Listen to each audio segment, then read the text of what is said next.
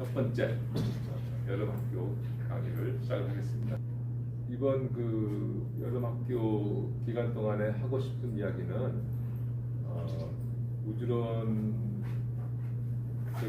질문들 중에 아주 기본적인 것, 그것에 대한 개념을 갖는 거고요. 그건 이제 무한 공간에 대한 개념하고 또 팽창하는 공간에 대한 개념입니다.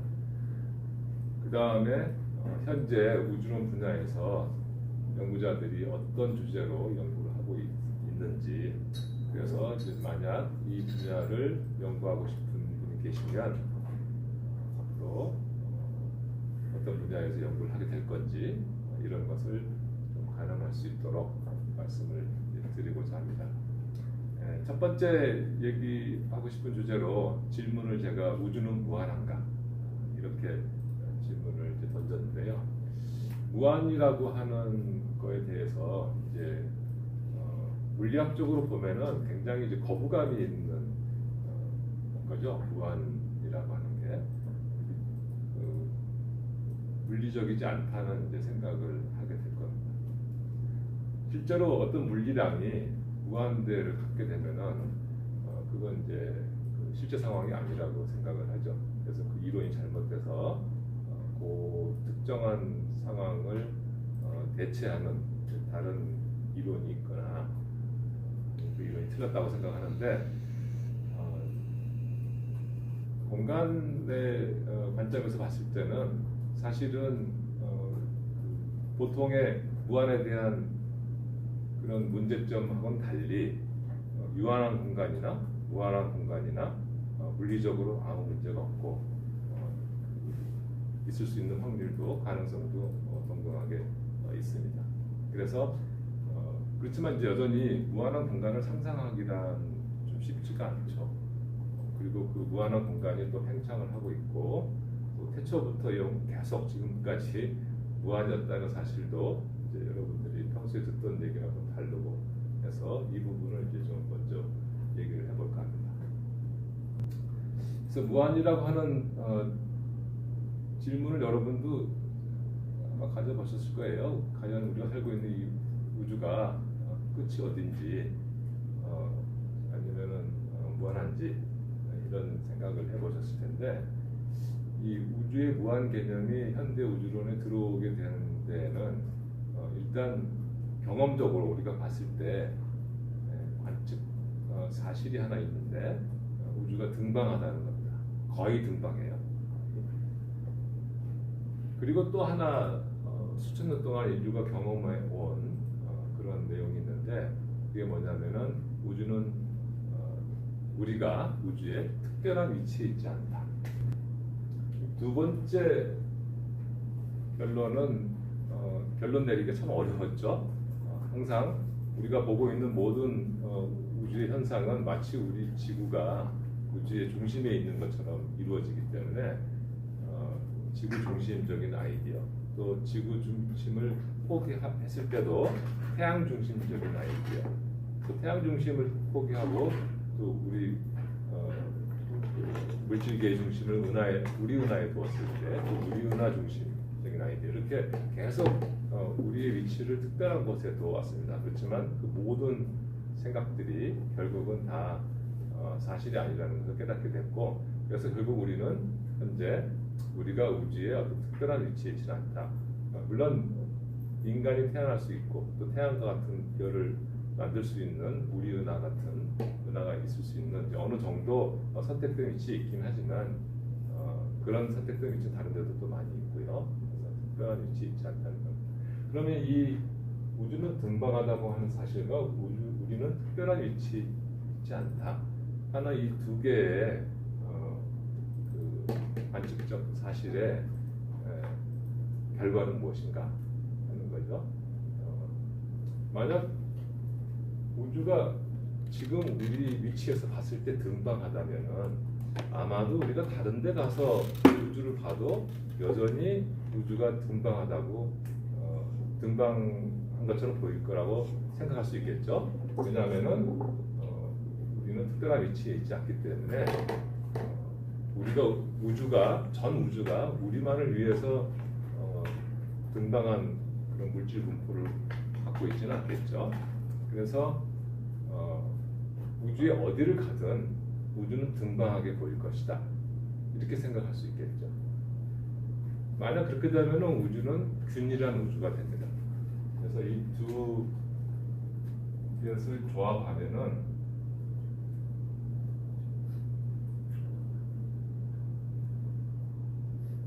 균일하게 돼요. 우주의 모든 곳에서 우주가 등방하게 보인다면 우주는 균일하다. 제가 간단히 아주 증명을 한번 해보겠습니다. 지금 여기 지금 관측자가 하나 있어요. 그래서 우주를 둘러보고 있어요. 그래서 여기 거리가 일정한 이 거리에 있는 지역을 이렇게 보고 있습니다. 우주는 등방, 우리는 특별한 위치에 있지 않다. 이 두 개의 합은 우주는 균일하다는 뜻을 의미한다는 거고요. 자, 여기 우주의 임의한 위치에서 우주를 둘러봤을 때 우주가 등방하니까, 자, 예를 들어서 요점이나 모든 점이 이제 같은 값을 갖겠죠. 이렇게. 그래서 이 원주에 있는 사람들은 다 동일한 그 상황 속에 있을 겁니다. 자, 그러면은 그렇지만 이제 요점하고 여기는 다른 물리량을 가질 수가 있겠죠. 등방만 내가 요구를 했으니까. 하지만 요거 이 지점과 이 지점하고 같은 거리에 있는 어느 제3의 지점에서 이 두 점을 이렇게 봤다고 생각해 봅시다. 이렇게.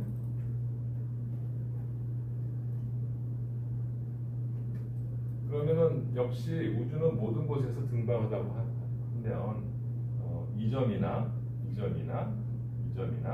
다 똑같은 물리량을 갖게 되겠죠.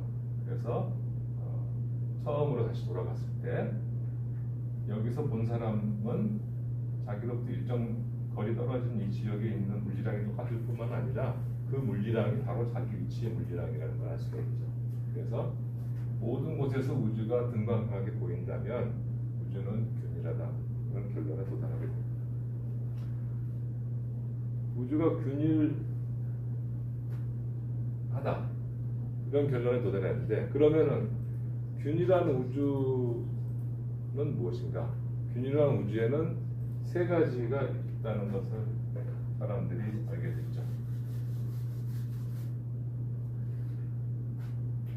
균일한 우주의 특징을 하나 보시면 우주에 있는 모든 지역이 동일한 물질의 종류, 또 물질의 양, 또 공간의 곡률, 기하학적인 성질, 곡률 이런 것들이 어느 위치나 다 똑같죠.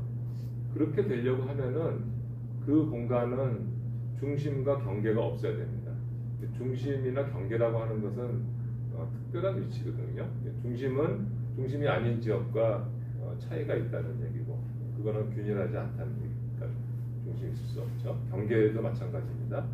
그 공간에 끝이 있다는 것은 끝 안쪽과 바깥쪽은 이질적이라는 얘기고, 역시 균일성이 맞지 않는 얘기입니다. 그래서 균일한 우주는 중심과 경계가 없어요. 그리고 균일하기 때문에 그 공간이 가질 수 있는 곡률이 세 가지가 있을 수 있죠. 곡률이 양수이거나 0이거나 음수입니다. 그래서 균일 우주에 이제 세 가지가 있는 거죠. 그래서 닫힌 우주. 그래서 이거는 우주 곡률이 양수인 거죠. 그 다음에 평탄한 우주. 이거는 곡률이 0입니다. 그 다음에 열린 우주.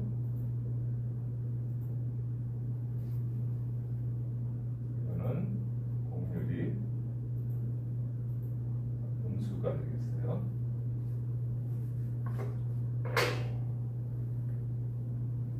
그리고 그 값이 어디나 다 똑같죠. 그래서 닫힌 우주가 있으면은 한 장소에 그 양의 공률을 갖는 그 공률이 양의 공률을 갖는데 그것이 다른 장소에 가도 그 양의 공률의 정도가 똑같다는 겁니다. 그래서 모든 곳에서 다 똑같고 흔히 우리가 예를 드는 것이 이제 원이나 그 구면 같은 거죠. 2차원 같은 경우는 이제 이렇게 있을 때 이 구면 그래서 이제 얘는 어떤 공률을 갖는 공률이 다를 수 있겠죠. 더 큰 원은 공률이 더 작고 그래서 이렇게 평탄한 우주는 마치 이 지금 이 화이트보드처럼 이렇게 평탄한 거죠. 그래서 그렇지만 이제 경계가 없기 때문에 얘는 지금 저기서 끝났지만 상하 좌우로 그 안이 펼쳐져 있는 그런 화이트보드가 2차원 평탄한 우주가 되겠어요. 열린 우주는 이제 음의 우리가 흔히 말하는 장같이 그런 공간이다 이거죠. 그래서 이 표면 위에서 지금 이 구면에서 중심과 경계가 없죠. 지금 내가 3차원을 그려서 이 구의 중심이 여기 있지 않나고 생각하실 텐데 그게 아니라 2차원 지금 닫힌 우주를 그린 거고 이 구면에서는 어디를 가도 시작과 끝이 없습니다. 그래서 무한히 굉장히 볼 수가 있죠. 그리고 여기서 내가 삼각형을 그리면 이렇게 삼각형 내각의 합이 180도보다 커지게 되고 평탄한 공간에서는 우리가 중학교 때 배우게 되는 삼각형의 여러 가지 정리들이 있죠. 그래서 삼각형 내각의 합이 180도가 반면에 이제 이런 데서 내가 삼각형을 그리게 되면은 그래서 이제 180도보다 작은 그런 값이 나올 거고 한 점으로부터 같은 거리에 있는 점들의 집합이 원인데 원주가 2파이 r보다 더 크게 되죠. 뭐 여기는 이제 이거는 우리가 학부 때 가장 이제 기본적인 그 우주론, 특히 이제 프리드만 이퀘이션의 해를 소개하면서 나오는 얘기인데 이 얘기를 제가 우주는 이제 무한하다고 하는 현대 우주론의 가장 핵심 개념과 결부지어서 말씀드린 이유는 이 중에서 이제 평탄한 우주가 현재 선택이 됐다는 거죠. 이 평탄한 우주하고 열린 우주는 공간의 부피가 무한대입니다. 그리고 닫힌 우주는 공간의 부피가 무한하죠.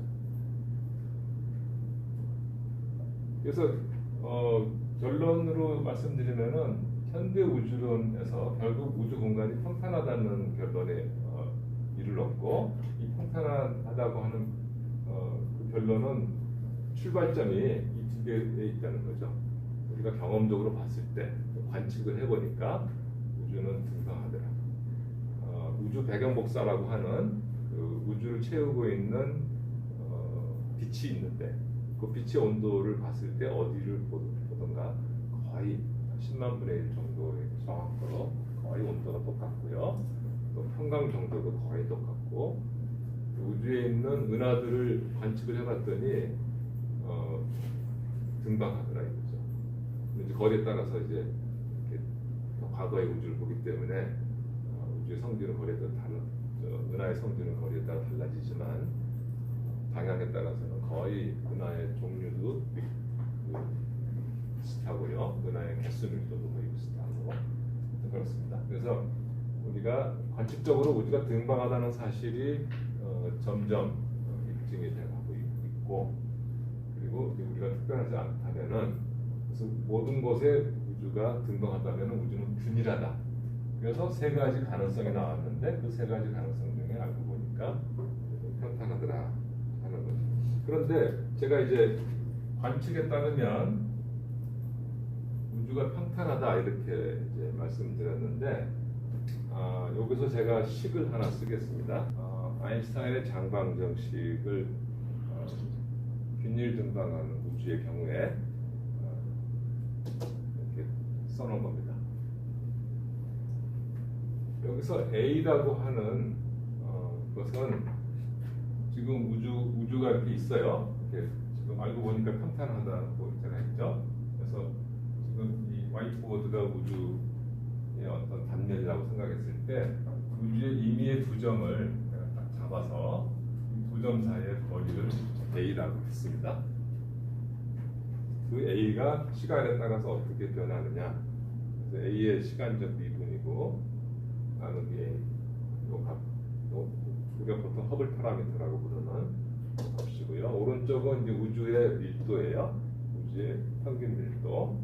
그 다음에 이거는 이제 A 제곱분의 1에 반비례하는 양인데 마치 이거는 우주의 운동 에너지와 같은 거고요. 이거는 중력 에너지, 중력 포텐셜 에너지와 같은 거고 이거는 토탈 에너지입니다. 그래서 이제 잠시 후 람다를 무시하면은 운동 에너지와 중력 에너지를 합치면 토탈 에너지가 된다는 그런 이제 클래시컬한 그런 식하고 동일한 것이 되겠어요. 그래서 만약 우주가 그 운동 에너지가 너무 크면 그 우주가 굉장히 빨리 팽창을 하겠죠. 중력 운동을 저해하는 중력이 적고 운동 에너지가 굉장히 크면 그 우주에 해당되는 것이 열린 우주입니다. 반면에 중력 에너지, 이 밀도로 지금 표현되어 있는 이 중력 에너지가 훨씬 크면 그 공간은 이제 닫히게 되는데요. 그것이 바로 이 닫힌 우주, 곡률이 양수인 닫힌 우주가 됩니다. 근데 만약 운동 에너지와 중력 에너지가 정확하게 서로 비기게 되면은 이게 이제 평탄한 우주고요. 이 텀이 0이 되겠죠. 총 에너지 항이. 그래서 이것을 이제 곡률항이라고 부르는데요. 이것이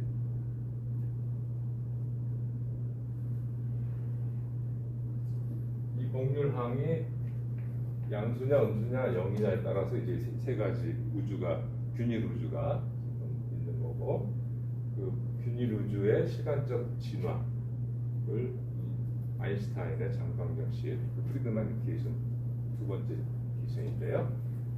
다시 표현을 해주고 있습니다. 자, 그런데 지금 우주는 평탄하다고 그랬어요. 평탄해요. 그래서 이 곡률항이 지금 0입니다. 0. 여기서 잘 들어보세요. 곡률항이 0이에요. 그러면은 중력 에너지와 운동 에너지 두 개가 정확하게 비교해야겠죠. 그런데 중력 에너지를 주는 물질의 양을 재보니까 이것하고 정확하게 비기는 값에 비해서 30%밖에 안 되더라. 이걸 이제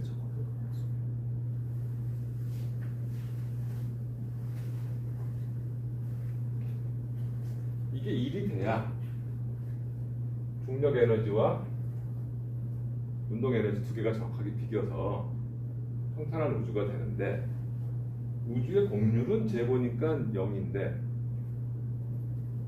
중력 에너지 항을 재보니까 이걸 0으로 만드는 값에 비해서 30%밖에 안 되더라. 그러면 이게 이제 보이죠? 우주 상수함. 그러면 나머지는 이 우주 상수함 70%의 중력 에너지는 저기에 가 있다 하고 생각할 수 있겠죠. 지금까지 말씀드린 것을 간단히 종합하면은 현대 우주론에서 정말 100년간의 관측을 통해서 사람들이 우주 공간이 무한하다는 사실을 거의 확신하게 지금 됐고요.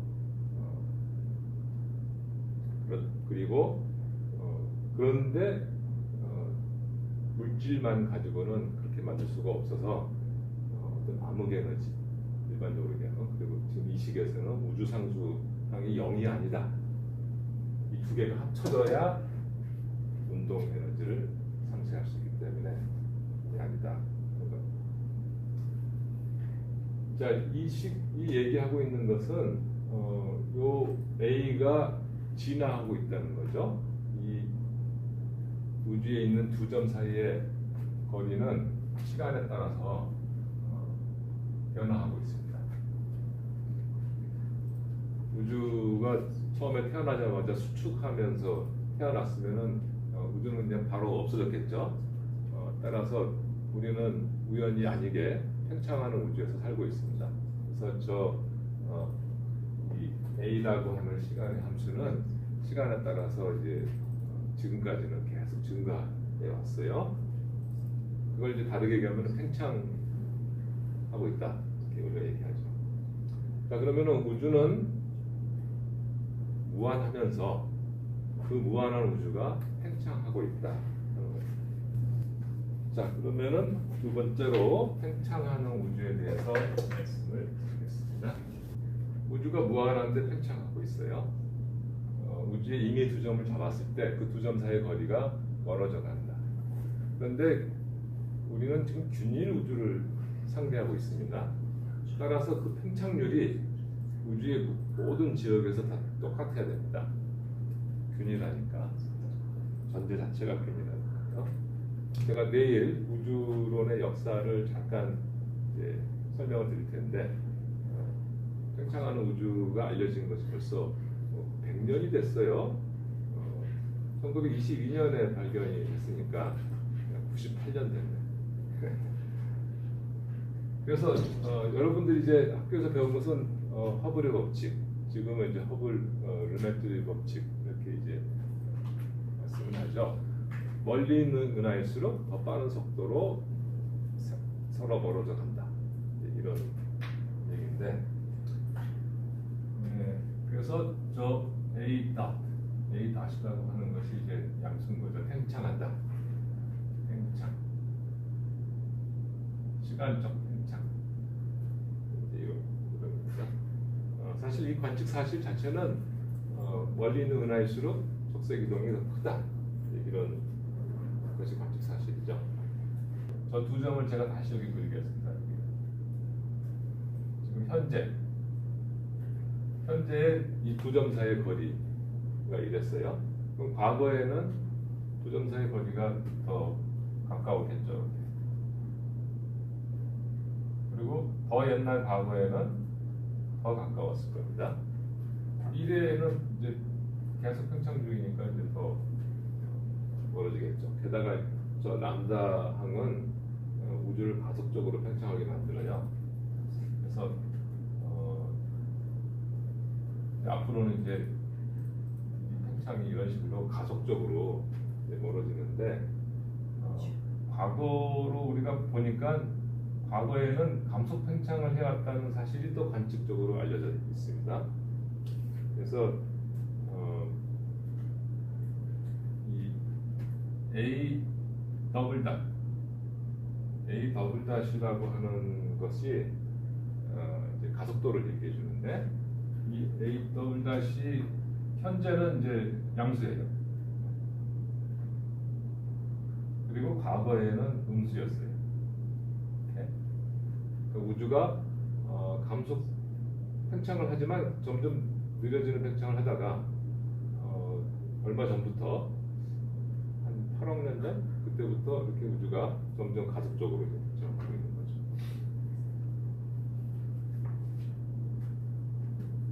그런데 현재 우주는 무한대예요. 그러면은 과거의 우주는 얼마나 컸을까요? 과거에도 무한대죠. 이 시점에도 우주는 여전히 무한대. 내가 더 멀리 있는 두 점을 잡을 수가 있어요. 더 멀리 있는 수점도 더 과거로 가면은 또 더 가까이 있었겠죠. 그래서 t가 0초가 되기 직전까지 아무리 우주 초기로 가도 우주는 계속 무한대인 상태가 돼요. t가 정확하게 0초가 되는 때는 이제 소위 물리학적으로 아주 싫어하는 무한대가 발생하게 되고, 거기는 이제 물리 법칙이 성립 안 하니까 이제 적용할 수가 없으니까 그 지점은 우리가 잊어버리고, t가 0초가 아닌 한은 우주 공간은 무한대인 그런 균일 우주 모형을 우리가 생각하고 있는 거예요. 그래서 우주는 태초부터 계속 무한대여서 팽창하고 있고 앞으로도 더 팽창하고 있습니다. 거의 100% 대중 강연에 특히 우주론 국내뿐만 아니라 외국의 강연도 우주는 무슨 모래알 만큼 조그만 데서 생겨가지고 그게 엄청난 팽창을 해서 지금 오늘날 같은 우주가 됐다고 얘기를 하고 있어요. 그 완전히 잘못된 개념입니다. 제가 그런 잘못된 개념 때문에 이 강연 제가 그 우주론 강연을 할 때마다 그런 공간 개념의 문제를 바꿔주기 위해서 강연을 하고 있는 겁니다. 그래서 우주 무한 공간은 한 번 무한이면은 계속 무한한 공간이고 태초부터 무한했다. 이런 얘기를 하고 싶고요. 두 번째로 지금 우주가 과거에는 감속 팽창을 했죠. 감속 팽창을 하게 되면은 무슨 일이 생기냐면 유한한 과거에 지금 여기가 현재 우주의 나이가 T낫이에요. T낫 138억 년 138억 년 전으로 가면 유한한 과거에 우주에 있는 모든 두 점 사이의 거리가 0이 되는 순간이 발생하게 됩니다. 그래서 무한이 발생하는 거죠. 그래서 우주는 그 이전에 존재하지가 않습니다. 그래서 감속 팽창한 우주는 유한한 과거에 우주가 시작한 시점이 있고 우주가 그 우주는 기원을 경험한 우주가 되는 거죠. 그래서 우주론 하는 분들은 이 초기 우주, 태초의 우주를 얘기하지 않을 수가 없고 우주의 기원을 생각하지 않을 수가 없고 우주 기원 직후에 우주의 상태, 우주의 기본 초기 조건을 우리가 얘기하지 않을 수가 없습니다. 그래서 지금 이 부분에서는 제가 우주가 항상 무한했다. 팽창하는 우주에서 우주는 과거에나 무한했다 하는 것과 그 다음에 과거에는 우주가 감속 팽창을 하고 있었는데 이 감속 팽창의 의미는 유한한 과거에 우주의 기원점이 있다 하는 거고요. 그 다음에 지금 현재 우주는 가속 팽창을 하고 있다고 그랬죠. 이 가속 팽창의 또 의미는 뭐냐? 우주는 무한히 존재하게 되죠. 그래서 공간은 지금 무한하고 과거에나 미래에는 무한한데 시간은 과거로는 유한한 과거가 있어요. 그런데 미래로는 무한한 미래가 뻗어져 있는 그런 우주가 되겠습니다. 그래서 시간 공간 역시 무한하지만 한쪽 방향으로만 무한합니다. 이렇게 말씀을 드리겠습니다. 자, 그러면 제가 우주는 무한하고 그 우주가 무한한 우주가 팽창을 하고 있고 그 팽창하는 우주는 과거로는 유한한 과거에 시작을 해서 무한한 미래로 지금 진화하고 있다 이렇게 말씀드렸는데 지금 상황을 말씀드렸어요. 그런 상황에서 이제 우주를 관측하는 우리 인간이 딱 등장을 했어요. 그래서 이 우주를 관측을 한다. 관측 상황이 이제 조금 복잡한데요. 우주를 우리가 관측해 가지고 서로 우주의 물리적 상태를 얘기하려면은 이제 얘기를 하지 않을 수가 없기 때문에 팽창하는 우주에서 우주를 본다 하는 것이 무슨 뜻인가? 지금 저기 제가 이제 가로로 선을 3개 그었는데 가로 선이 공간이 있다 공간. 공간이 이렇게 있어요. 지금 현재 시점에 전 우주를 우리가 상상할 수 있겠죠. 우리가 볼 수는 없어도 지금 이 순간에 전 우주를 상상할 수는 있어요. 그 3차원 공간을 내가 이 하나의 선으로 지금 표현을 했습니다. 그리고 직선으로 표현하면은 팽창하는 걸 잘 못 느끼니까 일부러 약간 휘게 제가 했고요. 이게 지금 시간 t 나시라고 하는 현재 우주 나이가 180억 년, 138억 년인 현재의 우주 공간이고요. 자, 그럼 과거의 우주 공간, 지금 우리가 살고 있는 이 순간의 우주의 과거 시점을 한번 생각해 볼 수 있겠죠. 이렇게. 이거는 과거입니다. 그래서 내가 어느 한 점과 어떤 다른 점을 이렇게 생각해 봤을 때 이 두 점 사이 거리가 이때는 더 가까웠겠죠. 네. 그리고 더 과거를 또 하나 더 생각을 해보면 역시 내가 있던 이때는 이제 우리가 아직 태어나지 않았겠지만 내가 있던 이 자리가 있겠죠. 네. 그리고 또 저 멀리 있는 은하가 있던 그 자리가 또 있을 겁니다. 그래서 이런 것들을 이렇게 쭉 연결을 하면 이제 내가 있던 자리는 이제 계속 이제 시간에 따라서 그 위치에 있을 거고 또 이 은하가 있던 자리도 또 시간에 따라서 이제 나로부터 점점 멀어져가는 그런 변화를 가질 수 있겠죠. 그런데 이 위치에 있는 은하가 나한테 빛을 내서 그 빛이 우주 공간을 가로질러서 나한테 관측이 됩니다. 빛을 냈어요. 빛을 내서 사방으로 퍼졌는데 이제 그 중에서 나를 향한 빛이 쭉 와가지고 일정 시간, 요만한 시간이 걸린 뒤에 내 위치 도착해서 내가 그 빛을 받아서 그 은하를 이제 알게 됐습니다. 그리고 잘 아시겠지만 이제 빛의 속도가 유한하기 때문에 이만한 시간이 걸렸고 그래서 내가 본 이 은하는 지금 이 순간의 저 은하가 아니라 과거 시점의 저 은하가 되겠습니다. 그러면은 이 은하의 현재 거리가 있겠죠. 현재 거리. 그리고 이 은하가 출발할 때의 거리가 있을 거예요.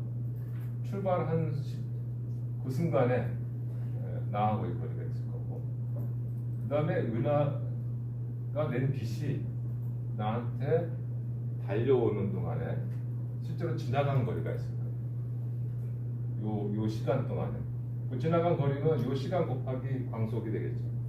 그렇죠? 그래서 세 개의 거리가 발생하게 됩니다. 조금 세 개니까 좀 난감한데 그래도 이 상황을 잘 파악하면은 이제 얘기가 됩니다. 그래서 이제 사람들이 어떻게 하기로 했냐면은 지금 이 시각에 우주의 눈금을 딱 펼쳐놓고 그 눈금 단위로 거리를 얘기하자 이렇게 이제 그래서 이 은하가 현재는 여기 있고 내가 현재는 현재의 이 은하의 형태를 볼 수는 없지만 이 은하의 거리를 얘기할 때 요 거리를 가지고 얘기를 합니다. 이걸 우리가 보통 공변거리라고 하죠. 함께 변한다 이거예요. 그러니까 우주가 팽창하면은 그 자가 눈금이 한꺼번에 고무막처럼 같이 늘어나서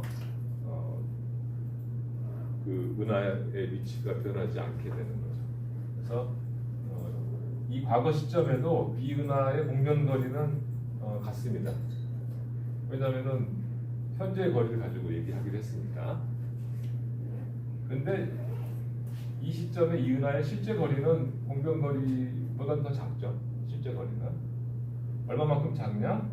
롯데 A가 T 나시고 AT 나시고 뭐 이때는 AT1이니까 요 B만큼 작겠죠. 우주가 늘어났으니까 늘어나는 것만큼 분모로 들어가서 작게 되겠죠. 어쨌든 간에 제가 말씀드리고 싶은 것은 팽창하고 있는 우주에서 천체를 관측한다는 것은 이 세 개의 거리를 다루고 있다는 거고, 여러분들이 이제 텍스트를 읽을 때 이런 상황을 이제 감안해서 얘기를 해야 된다. 자, 그럼 여기서 제가 그냥 슬쩍 넘어갔는데 여러분 잘 아시겠지만은 물론 가까운 별이나 뭐 우리 은하를 볼 때도 뭐 그렇게 이런 시간적 차이를 우리가 생각하지는 않지만 우주론적인 거리에 있을 때, 그러니까 한 1메가파섹에서 10메가파섹 그거보다 더 멀리 있는 것들을 천체를 볼 때는 이런 이제 시간차가 이제 점점 두드러지게 되고요. 그래서 우리는 점점 과거를 보게 되는 거죠. 그래서 더 멀리 있는 여기 또 제3의 천체가 있는데 이 천체는 지금 현재 상태를 볼 수가 없고, 그리고 이 T1이라고 할 때의 상태도 내가 볼 수가 없습니다. 아직 나한테 빛이 도달하지는 않았어요. 언제 도달하느냐? 더 과거에서 출발한 빛이, 얘는 이제 빛이 이렇게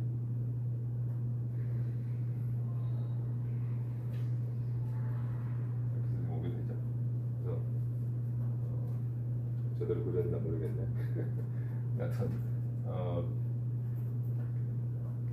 옛날에 공간 팽창이 아주 빠른 때는 빛이 실제로 좀 후퇴하다가 다시 이제 오게 되는데요. 그래서 공변거리로 보면은 더 이제 멀리 있는 거죠. 이제 아주 가까울 때 빛이 출발했지만, 그래서 요 은하가 나한테 이제 보이게 됩니다.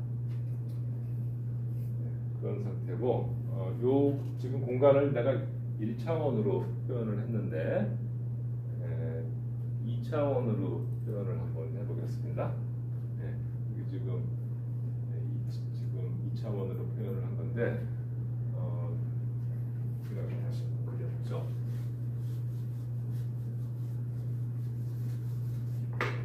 제가 이 그림을 보여드리는 이유는 공간적으로 전 우주를 우리가 한 번에 조망을 이렇게 할 수 있다 하는 걸 제가 말씀드리려고 하는 겁니다. 저기 보면은 이제 서클이 몇 개가 있는데요. 자, 우주의 이미 한 점에 우리가 있습니다. 우주를 보고 있어요. 어디까지 볼 수 있느냐?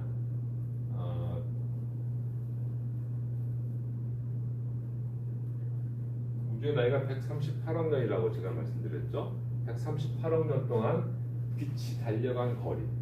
아까 제가 그 거리 중에 빛이 이렇게 달려가서 우리가 그걸 보게 된다고 했죠.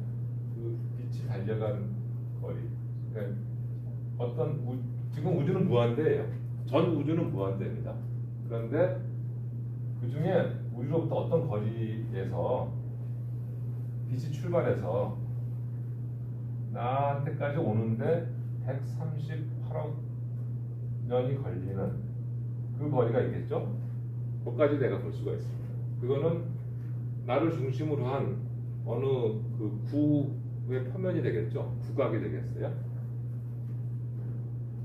그래서 나를 둘러싼 뺑 둘러서 이렇게 구각, 그까지 그 안에 있는 걸 다 볼 수가 있게 되는 거죠. 여기를 이제 우주의 지평선이라고 우리가 하죠.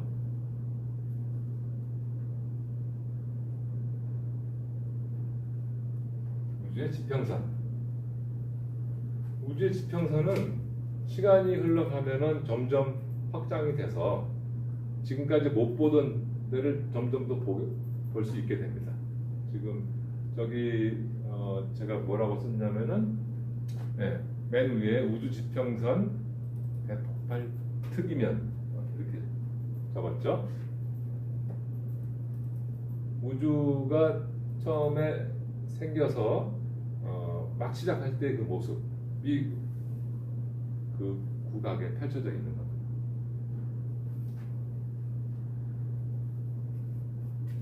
그 다음에 그 앞에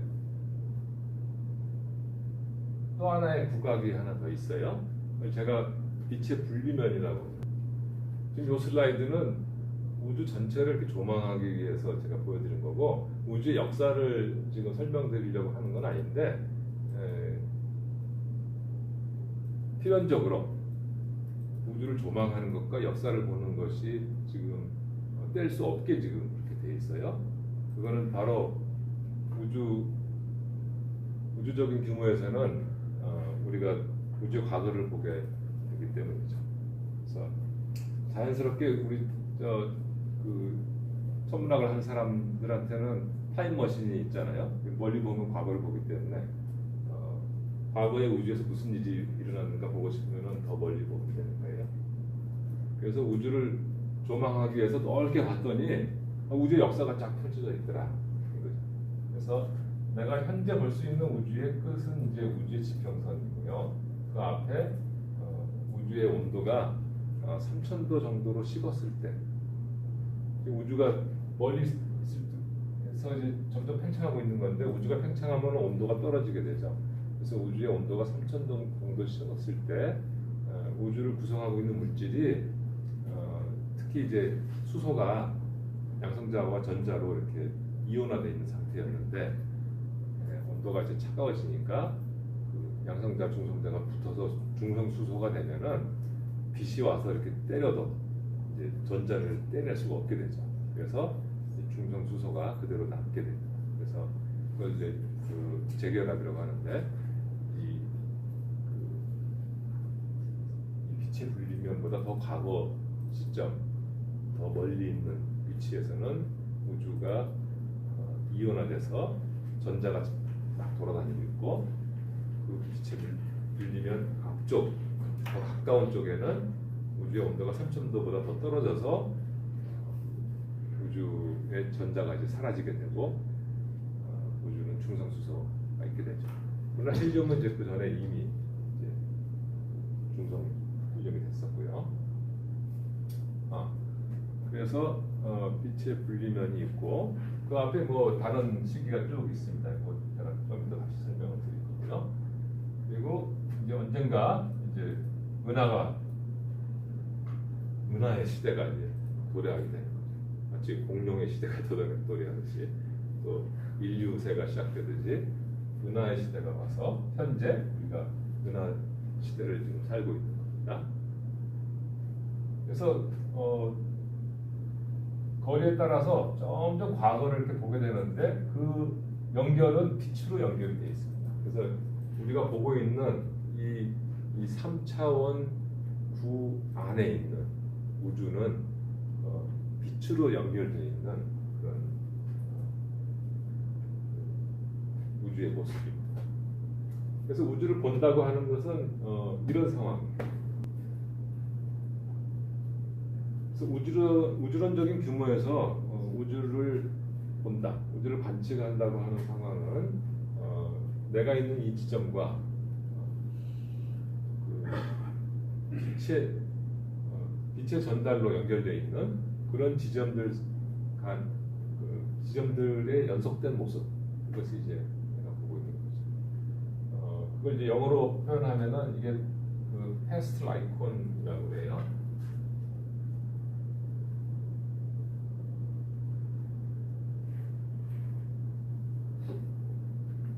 우리가 흔히 이제 1차원 공간으로 또 1차원 시간으로 이렇게 표현을 했을 때 나하고 연결되어 있는 이 지점, 어느 과거에서는 이 지점을 보게 되고, 더 과거에서는 이 지점을 보게 되고, 그래서 이 시공간 상에서 이 경사면을 보게 되는데, 이게 이제 패스 라이콘이죠. 이게 2차원으로 표현을 하면은 얘가 이제 이렇게 콘 모양으로 이렇게 되기 때문에 이제 패스 라이콘이라고 우리가 보통 얘기를 하죠. 예, 어쨌든 간에 이것이 이제 우리가 우주를 본다고. 그래서 여기서 이제 우주 지평선이라는 얘기를 내가 했는데 이 말을 통해서 내가 두 가지 우주의 크기를 구별해야 된다는 거죠. 그러니까 전 우주의 크기와 우리가 볼 수 있는 우주의 크기, 이 두 개를 구별을 해야 되고, 지금 현대 우주론에서 균일 우주를 채택하고 있고, 그 균일 우주 중에서 세 가지 가능성 중에 관측을 통해서 우주의 기하학적인 공간의 기하학적인 성질이 평탄하다는 것을 우리가 알아내서 우주는 무한한, 공간이 무한하다는 것을 알았단 말이죠. 그거는 우주 전체의 공간입니다. 전 우주의 공간이 무한하다는 거고, 우리가 볼 수 있는 우주의 공간은 그 전 우주 중에서 빛이 138억 년 동안 날아온 그 거리까지, 그래서 그게 우주 지평선이고요. 우리가 볼 수 있는 이 공간은 유한해요. 만약 우주의 나이가 무한대였으면 우리가 무한대까지 볼 수 있었겠죠. 근데 우주의 공간이 우주의 나이가 유한하기 때문에 유한한 속도로 빛이 유한한 시간 동안 날아간 거리는 당연히 유한하죠. 그래서 그 공간이 유한한데 그것이 이제 우주 지평선 거리에 있는 거죠. 자, 이 슬라이드의 오른쪽을 보면 우주 지평선의 거리가 465억 광년이라고 써 있어요. 저게 138억 년 동안 빛이 달려간 거리입니다. 138억 년 동안 빛이 달려간 거리는 138억 광년이 돼야 되는데 왜 465억 광년이라고 했는가? 이 그 빛이 실제로 날아간, 그 빛 자신이 날아간 거리는 130억 광년, 138억 광년이에요. 그런데 이 우주 지평선에서 빛이 출발해서 138억 년 동안 빛이 날아오는 동안에 이 우주 지평선이 우주 공간 팽창에 의해서 더 멀어져 간 거죠. 그래서 지금 이 순간에 저 거리는 어디에 가 있냐면은 465 광년에 가 있는 겁니다.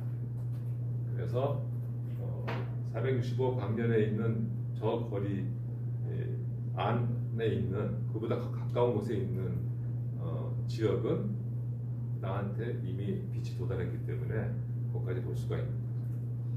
그래서 우주 공간 팽창 때문에 우리는 이 138억 광년보다 더 멀리까지 볼 수 있다는 거고요. 한 가지 또 재밌는 이야기를 하나 더 해보면, 저기 미래지평선이라고 오른쪽 위 코너에 살짝 그려놨죠. 미래지평선은 이제 뭐냐면요, 내가 볼 수 있는 그 한계가 점점 확장된다고 그랬죠. 이제 시간이 더 흐르면 더 멀리 있는 곳에 있는 빛이 나한테 도달하니까 내가 볼 수 있는 우주의 크기는 이제 점점 커져요.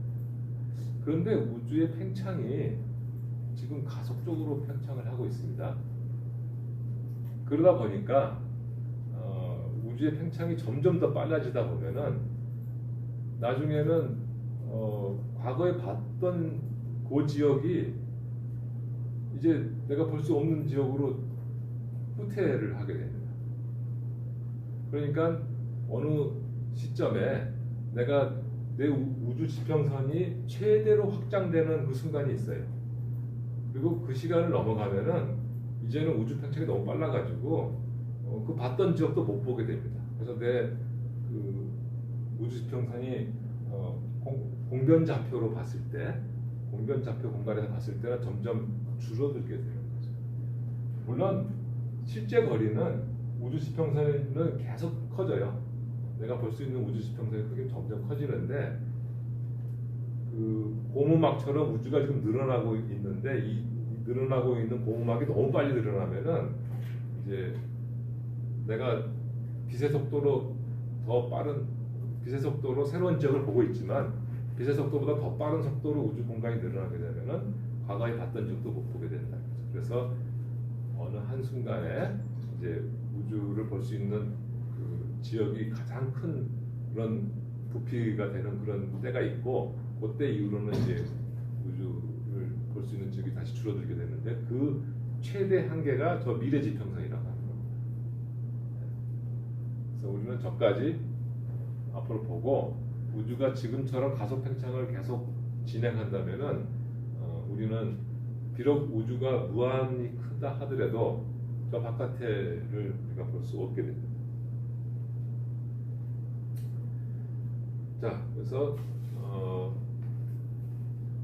팽창하고 있는 무한 우주에서 우주를 본다고 하는 것이 어떤 상황이다 하는 것을 크게 조망을 해봤고요. 그런 우주에서 여러 가지 일이 일어나고 있죠. 우주 안에 있는 물질이 생겨나고 상태가 변하고 천체가 기원해서 진화를 하면서 이렇게 우주 안에서 여러 가지 이제 그 진화가 이루어지고 있어요. 그것을 한번 생각을 해봅시다.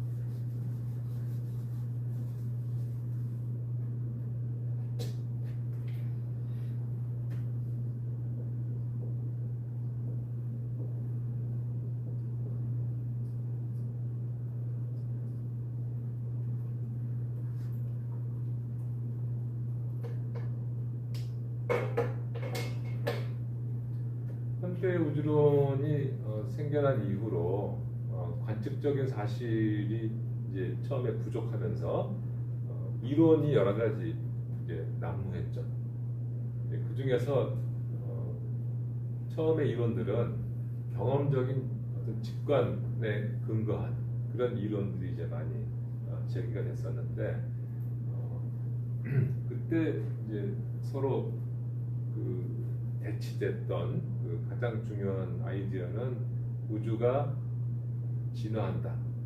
과거의 우주와 현재 우주 또 미래 우주는 계속 달라지고 있다 하는 우주 진화설. 또 다른 하나는 우주 영원설. 우주가 영원히 변하지 않는다 하는 이 두 개의 설이 서로 대치되고 있었습니다.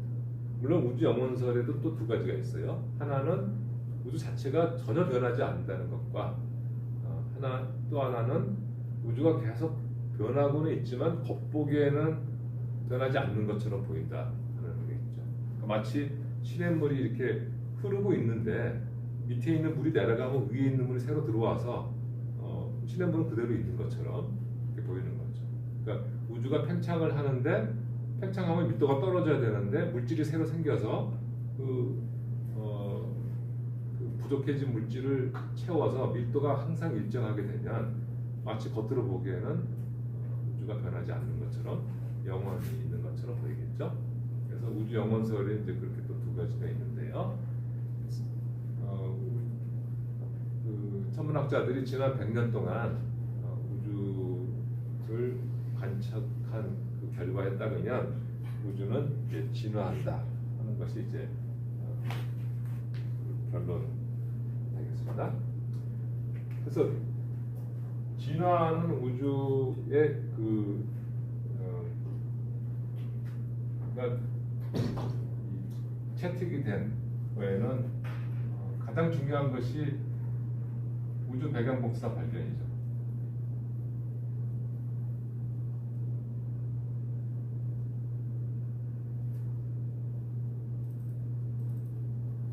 우주 배경 복사가 존재한다는 거. 여러 가지 이제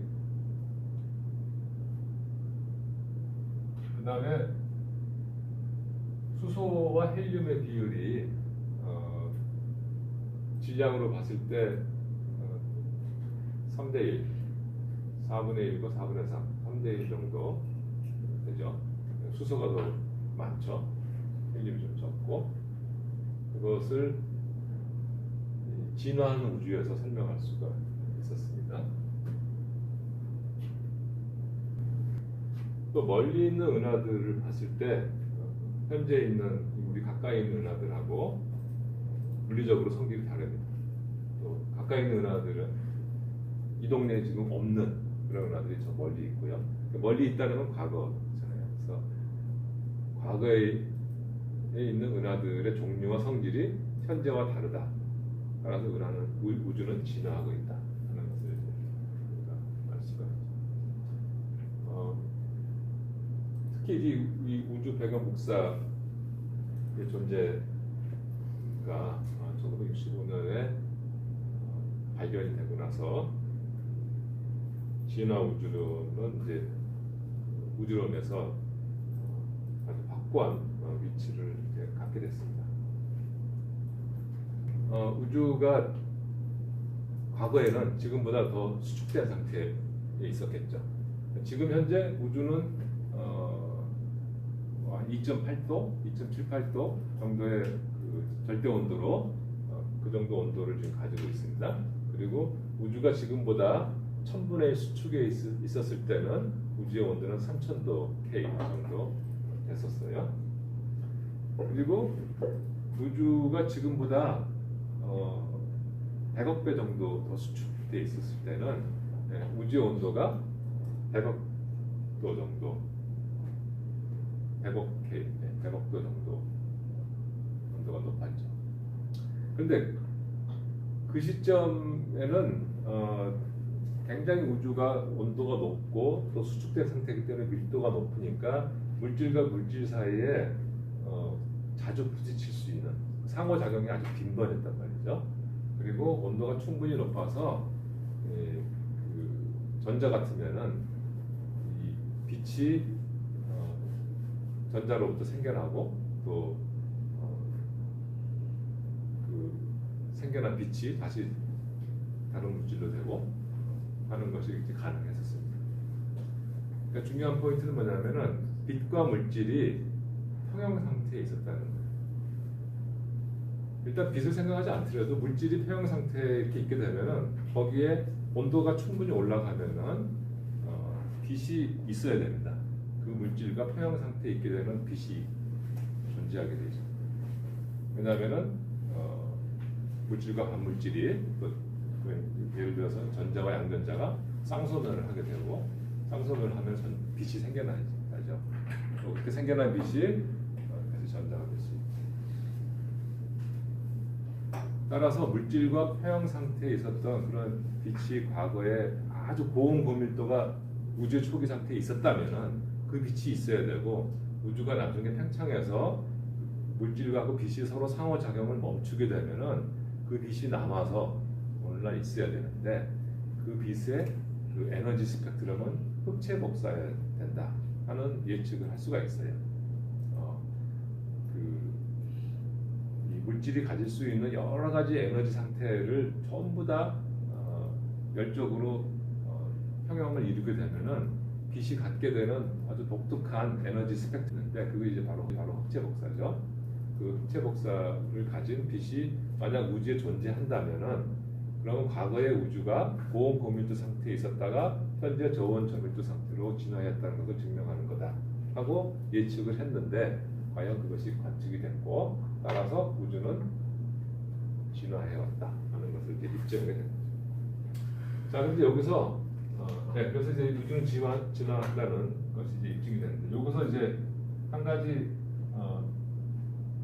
주의해야 할 것이 있습니다. 주의해야 할 것.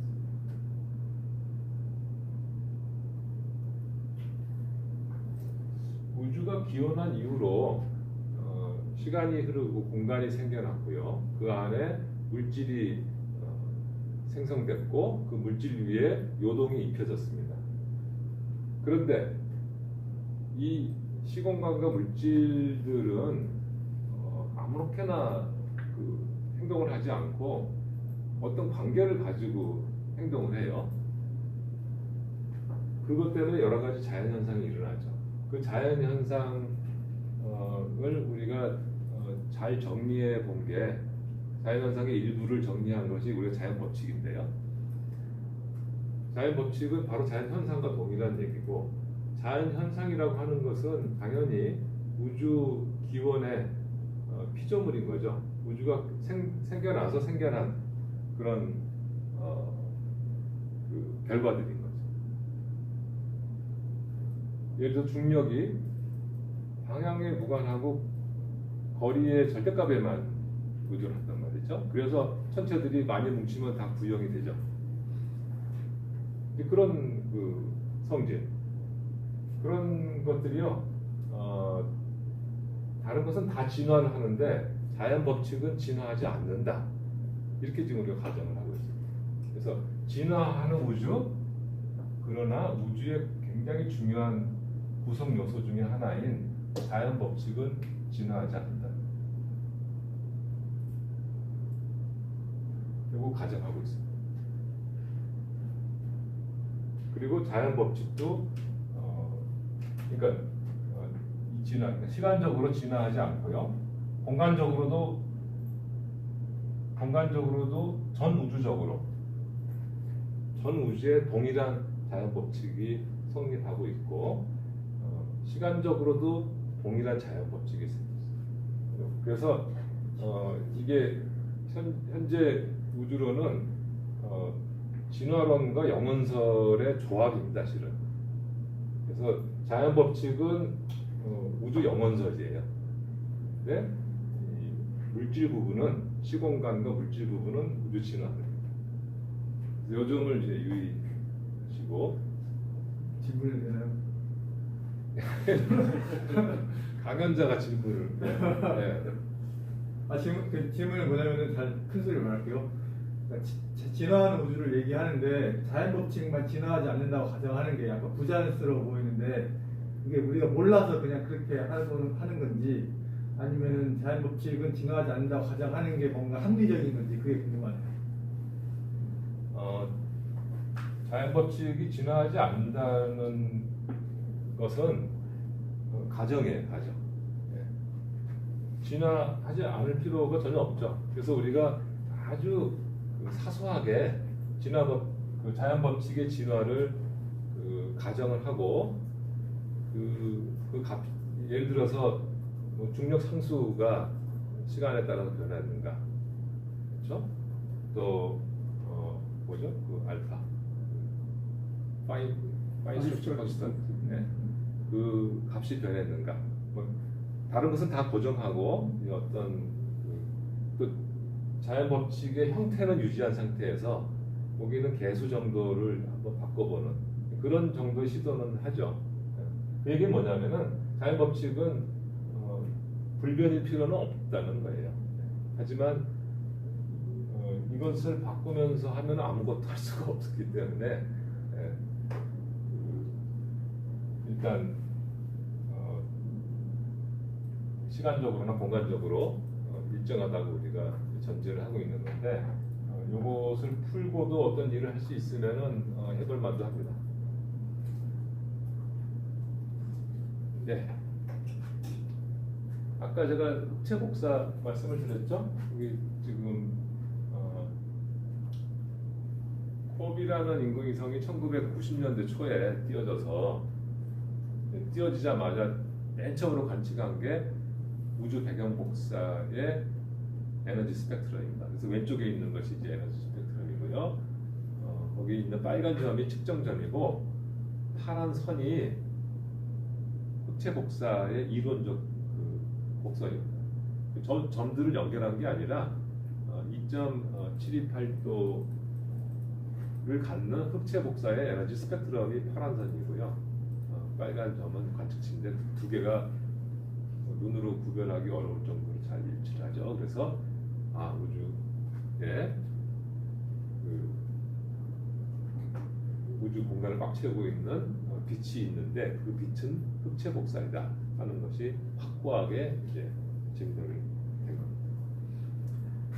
그리고 이 그림을 제가 1994년에 그렸는데요.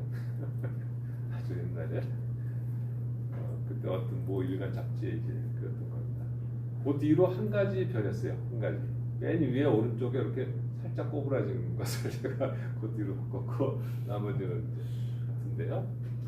우주 과거에 쭉 일어났던 일들이 이제 왼쪽에 그 시간축에 따라서 오른쪽에 그 이벤트 내용이 이제 한글로 쭉 적혀 있고요. 그 다음에 이 색깔이 있는 그 부분은 뭘 뜻하냐면은 우주에 있는 임의의 두 점 사이의 거리가 멀어지고 있는 것을 지금 표현하고 있죠. 지금 그림을 보면은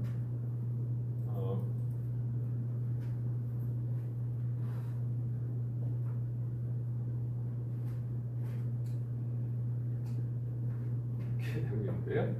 이것이 A입니다. A. 우주에 이미 두 점을 내가 딱 잡아서 그 두 점 사이 거리가 시간에 따라서 어떻게 변하고 있는가 하는 걸 보고 있는데, 지금 현재 우리는 지금 여기 와 있고요. T는 얼마 전부터 우주는 A-낫이 지금 가속 팽창을 지금 이렇게 하고 있다는 걸 보여주고 있고요. 그 다음에 저기 오른쪽에 보면 빛과 물질의 분리라고 써 있죠. 그것이 이제 아까 그 빛의 분리면이 있는 그 거리고, 그 밑에 보시면은 물질의 우세 시기라고 써 있습니다. 그래서 이때 이후로 이제 이때의 감속 팽창이 있고, 여기는 물질 우세 시기, 여기는 빛 우세 시기. 그래서 이 A라고 하는 함수는 지금 크게 보면은 하나, 둘, 셋, 네 개의 그 시기를 가지게 되는데요. 여기는 물질 우세 시기에는 A가 T의 3분의 2승으로 팽창하고 있고, 빛 우세 시기에는 A가 T의 2분의 1승 팽창하고, 현재는 지수함수적으로 이제 팽창해 나가고 있으니까 이게 이제 어떤 그냥 개수가 중요한 건 아니니까. 그래서 제가 T라고 적겠습니다. T. 지수함수적으로 팽창하고 있는 현재는. 그 다음에 요 앞에 여기 또 지수함수적으로 팽창하던 시기가 또 하나 있어요. 여기 또 지수함수적으로.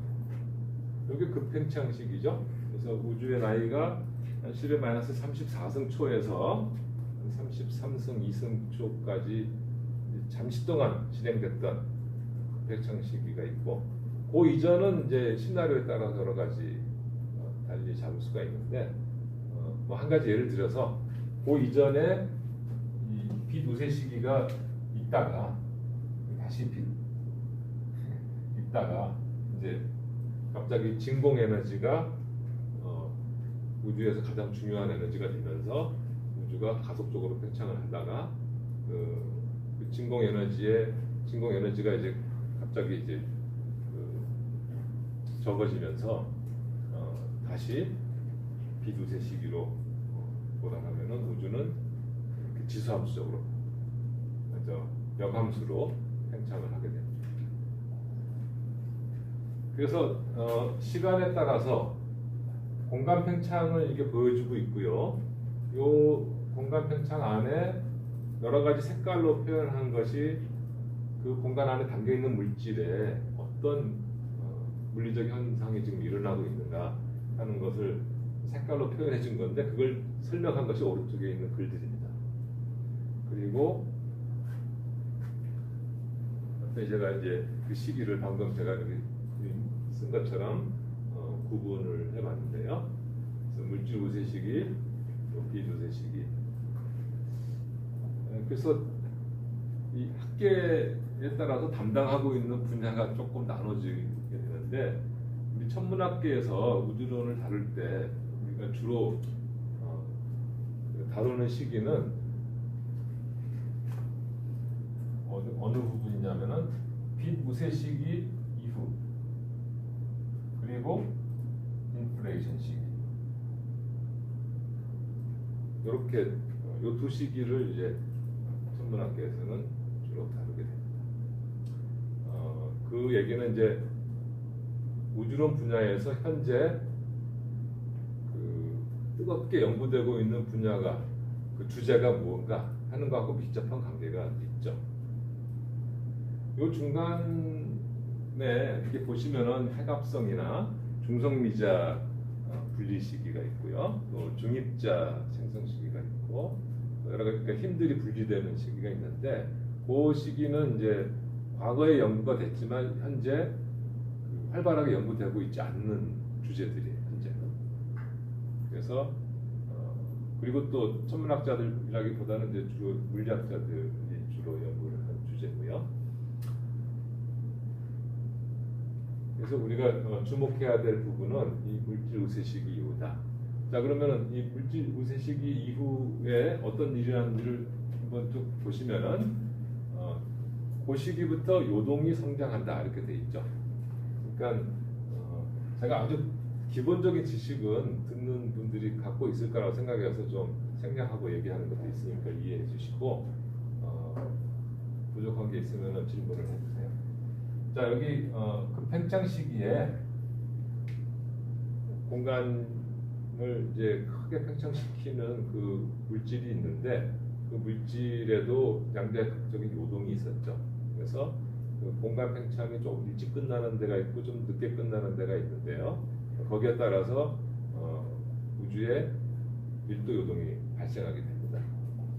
그 밀도 요동이 이 빛 우세 시기에는 성장을 이제 거의 못하게 돼요. 좀 느리게 성장을 하죠. 그러다가 물질 우세 시기에 도달하면서 그 요동이 성장을 하게 됩니다. 그러니까 이때부터 천체가 이제 생겨날 수 있는 그런 기회가 생기는 거죠.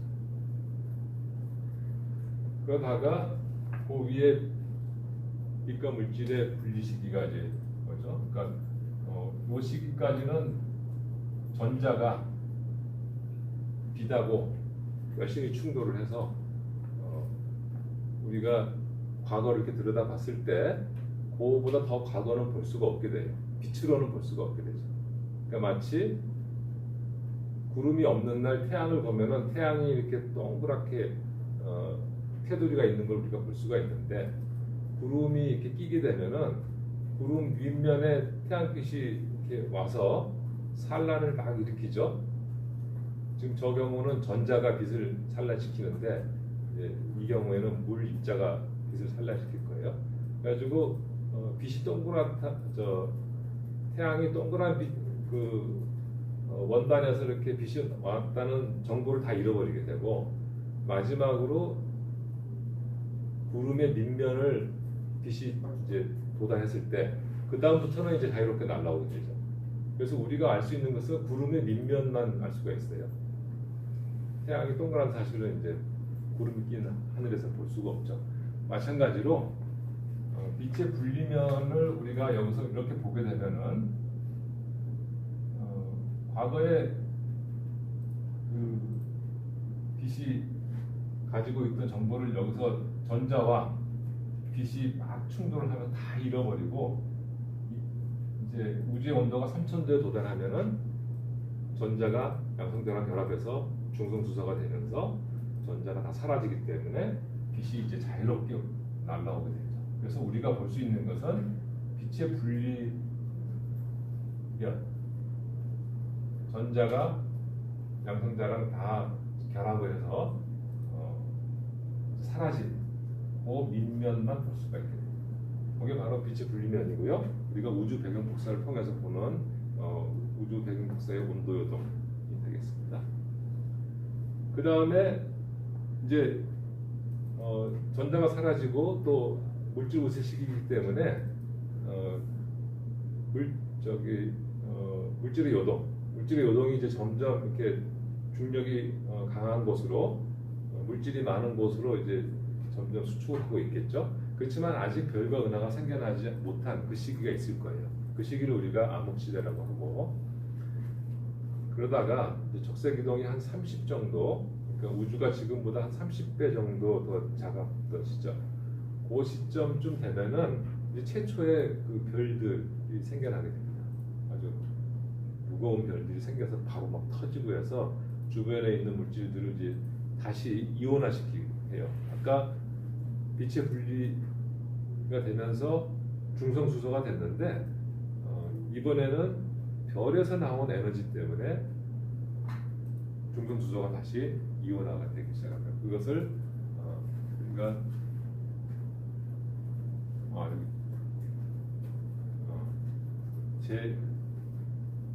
저기 한글을 잘못 적었네요. 재결합식이 아니라 재이온화식입니다.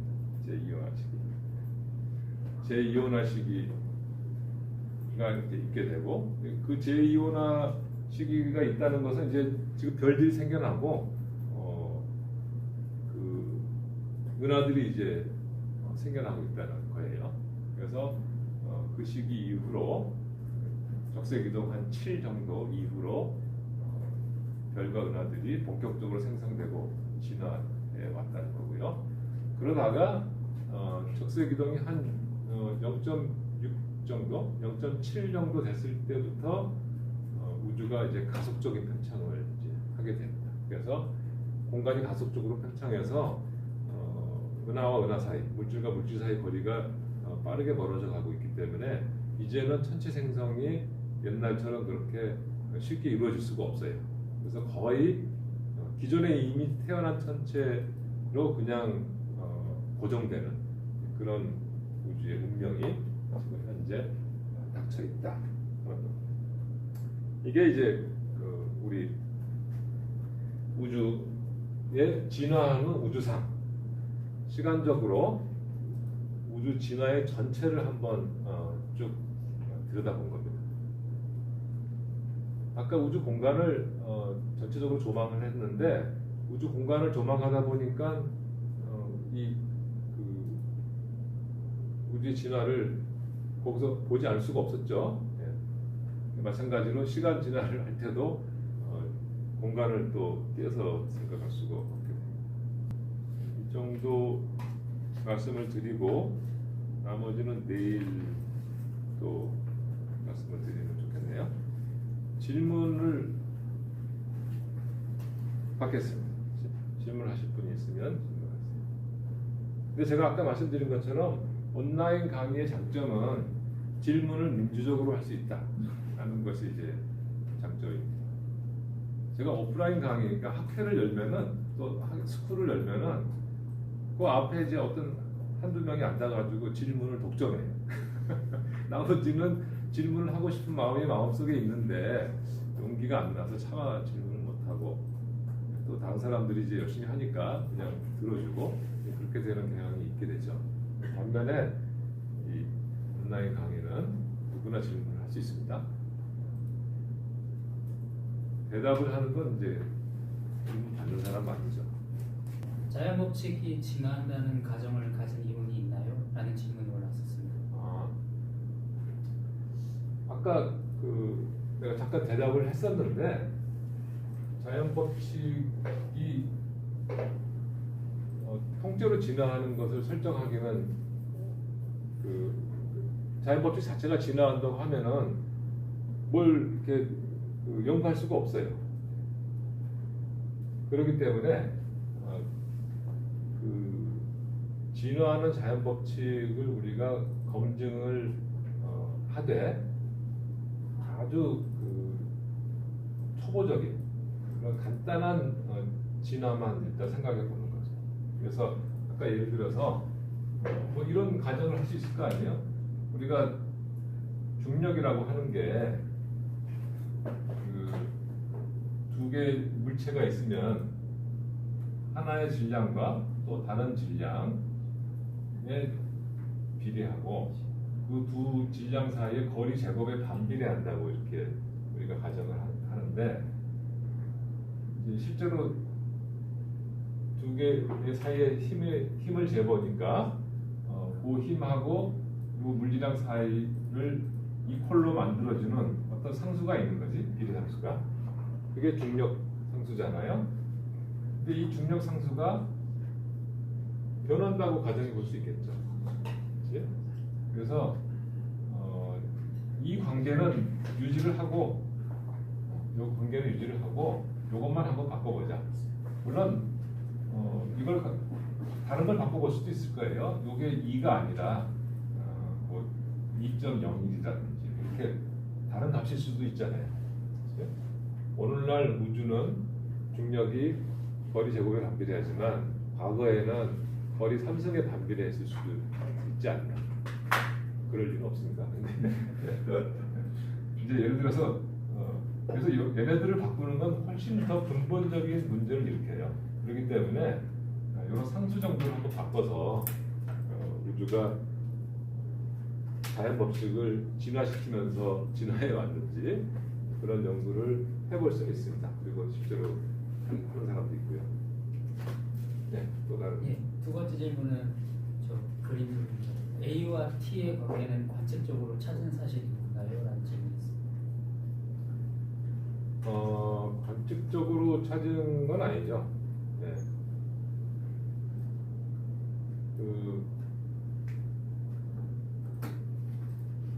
그러니까 A를 우리가 직접 측정할 수는 없어요. A를. 그러니까 A라고 하는 것이 우주에 있는 두 점 사이의 거리잖아요. 그 두 점 사이의 거리가 지금 어느 한순간에 이 거리였는데 우리가 한 100년쯤 시간 뒤에 두 점 사이의 거리를 다시 재. 그랬더니 거리가 늘어났다. 그래서 그 늘어난 그 함수가 t의 3분의 2승인지 t의 2분의 1승인지 이런 것을 재볼 수 있으면 좋겠죠. 하지만 우리가 잴 수 있는 거리라고 하는 건 굉장히 가까운 점밖에 못 재요. 그래서 우주가 팽창해도 그 두 점 사이의 거리가 멀어져 가는 그 정도가 너무나 작기 때문에 이걸 잴 수가 없어서 이건 간접적으로 재죠. 간접적으로. 예를 들어서 우주에 있는 자 여기 이걸로 설명이 되겠네. 여기 자, 실제로는 이제 우주가 평탄하다고 했으니까 이 항이 없습니다. 지금 요 공률항이 0이에요. 그래서 요 세 개의 항이 있겠죠. 그 다음에 잠시 세 항이 있겠죠. 그러면 이 식은 뭐냐면은 A가 시간에 따라서 어떻게 진화하느냐 하는 그 방정식이죠. 그렇죠? 요걸 풀면 이런 게 나오는 거예요. 시간의 함수로. 이거 풀려면은 뭐가 필요하냐? 밀도를 알면 되죠. 밀도. 그렇죠? 그래서 우주에 있는 물질이 어떤 물질이 있고 그 물질의 양이 얼마나 있는가 그것을 알면은 이 식을 풀어서 A가 시간의 함수로 어떻게 나오는지를 알 수가 있어요. 그러면은 이것이 우리가 보통 보는 이런 물질, 암흑 물질이나 또는 발현 물질 이런 걸로 이루어졌을 때는 이거 풀면은 3분의 2승이 나옵니다. 반면에 왜냐하면은 이게 그런 물질은 물질이 시간에 따라서 A 3승분의 1로 줄어들거든요. 이렇게. 그러면 이건 풀릴 수 있는 방정식이 돼서 A를 풀 수 있고 그런 3분의 2승이 돼요. 근데 만약 우주에 있는 물질이 물질의 그 에너지가 대부분 다 빛의 에너지에 의한 것이다. 그러면은 저 로가 3분의 1승이 아니라 4분의 1승이 돼요. 그래서 이 경우에 이걸 풀면은 2분의 1승이 돼요. 그래서 우리가 A를 시간에 따라서 직접 잰 건 아니고 이 아인슈타인의 그 장방정식을 풀어서 나온 거고 실제로 우리가 관측한 것은 밀도죠. 물질이 뭐가 있다. 그래서 아인슈타인의 장방정식은 우주에 있는 물질의 양과 종류와 상태가 시공간의 동률과 시공간의 시간적 변화와 서로 상호 구속적인 관계에 있다 하는 식이에요. 이 두 개가. 이쪽은 시공간을 뜻하는 거고 이쪽은 물질을 뜻하는 거고 두 개가 상호 구속적인 관계에 있어요. 그래서 우리가 공간의 진화를 알고 싶으면은 물질의 종류와 양을 재면 돼요. 그렇게 해서 한 것이 나온 것 답이.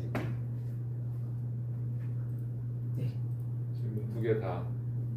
또 있어요 질문? 예, 되게 많이 올라오네요. 넓기도 올라.